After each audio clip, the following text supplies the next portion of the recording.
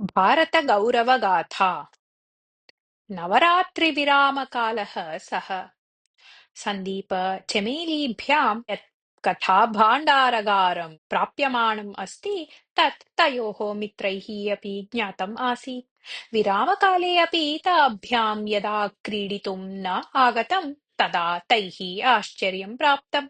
ततः शोधनात् तैः ज्ञातं यत् तौ केनचित् वृद्धेन सह आधिक्येन अटतः तस्य कथनम् आसक्त्या शृणुतः च इति।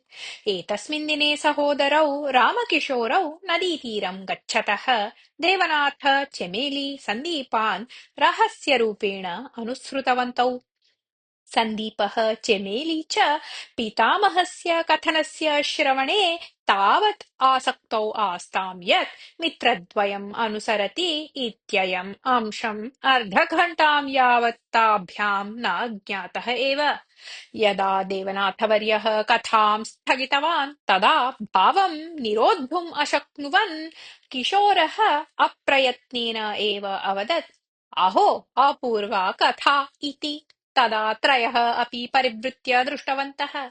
मित्रयोः अनुसरणं सन्दीपचमेल्योः आश्चर्याय आसीत्, सन्तोषाय अपि आसीत्। तौ मित्रयोः परिचयं पितामहम् उक्तवन्तौ। देवनाथवर्यः मन्दहासं प्रकटयन् अवदत्, मम पौत्रस्य पैत्र्याः च मित्रैः मेलनम् अद्यावधि किमर्थं नाजातम् इति अहं चिन्तयन्नासम्।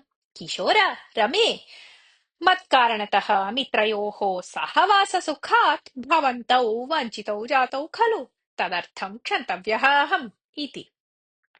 क्षमायाचनमात्रेण दोषस्य परिहारः न भवति, दोषनिमित्तं दण्डनं स्यात् एव।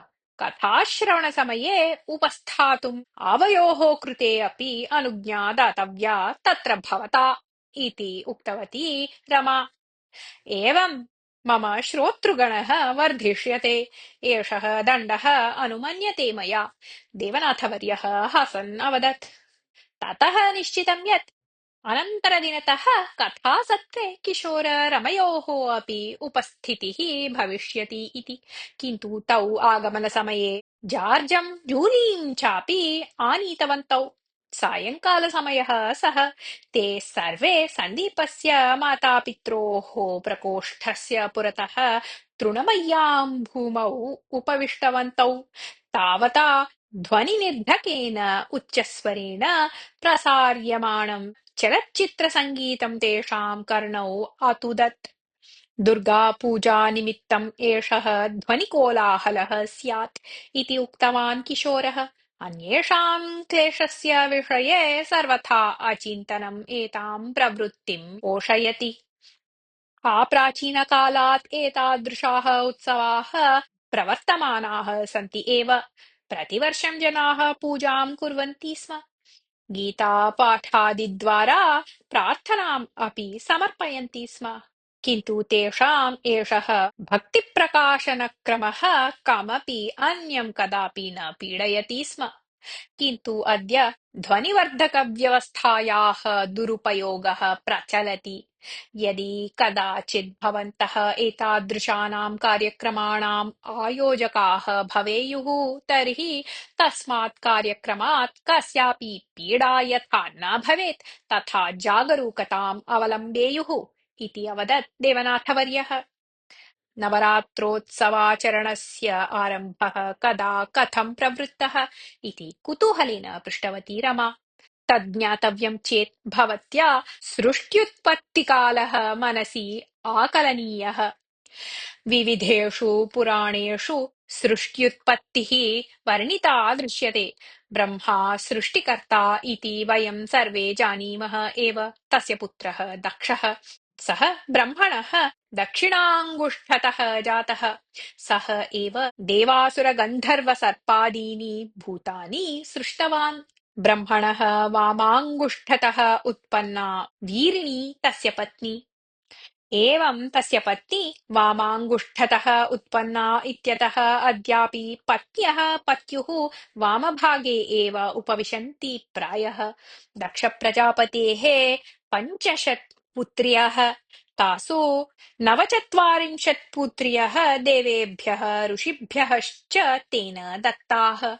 दक्षस्य कनिष्ठा पुत्री सती पितुः विरोधम् अपि अपरिगणय्य शिवं परिणीतवती। एतस्मात् दक्षः नितरां कुपितः। कदाचित् दक्षः काञ्चित् महायागं सङ्कल्पितवान्।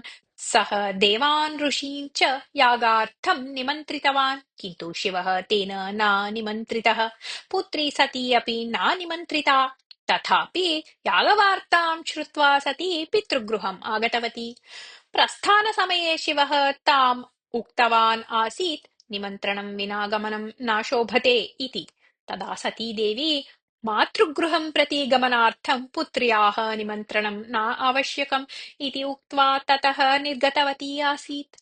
दौर्भाग्यवशात् दक्षः पुत्र्याः दर्शनमात्रेण अवाच्यैः शब्दैः शिवस्य निन्दनम् आरब्धवान्।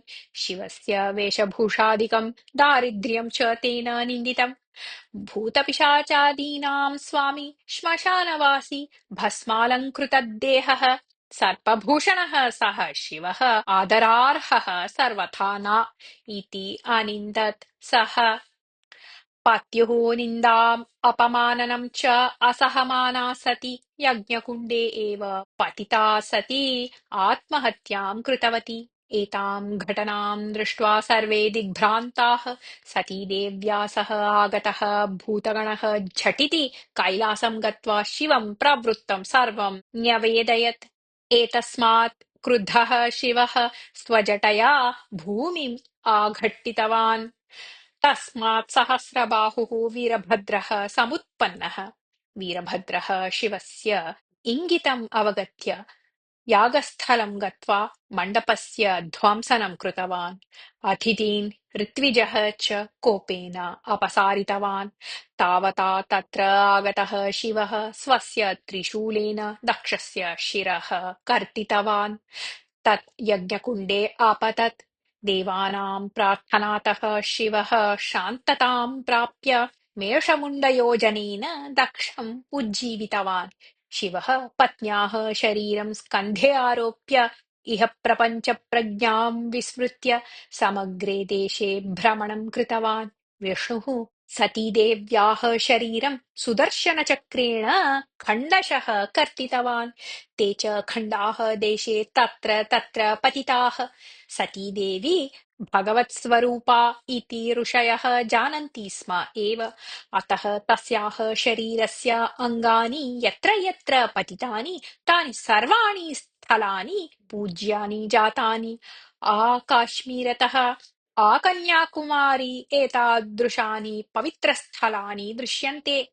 एतादृशपवित्रस्थानानां कारणतः एव भारतभूमिः अद्यापि पवित्रतमत्वेन परिगण्यते। पूर्वोक्तघटना कतमे वर्षे प्रवृत्ता इति कस्मिंश्चित् अपि ग्रन्थे लिखितं नास्ति। अतः एतस्याः घटनायाः प्राचीनता वर्षपरिमाणेन न अनुमातुं शक्या। शक्तिः, दुर्गा, काली, चण्डी इत्यादीनि अनेकानि नामानि तस्याः एव देव्याः विविधानि स्वरूपाणि उपवर्णयन्ति। एतत् आख्यानं खलु? चमेली अपृच्छत्। आम्, पौराणिकम् आख्यानम् एतत्। पुराणेषु एतादृश्यः अनेकाः रुचिकर्यः कथाः उपलभ्यन्ते। भारतदेशे पुराणानि उपपुराणानि च सन्ति अनेकानि, एकैकम् अपि बहु विस्तृतम्। अतः भारतीयः पुराणप्रपञ्चः नितरां विशालः इति उक्त्वा आगन्तुकैः कैश्चित् मेलितुम् इच्छन् देवनाथवर्यः आसनात् उत्थितवान्। अन्याः अपि पुराणकथाः कदा वयं श्रोतुं शक्नुयाम श्रीमन्? अशोकः अपृच्छत्।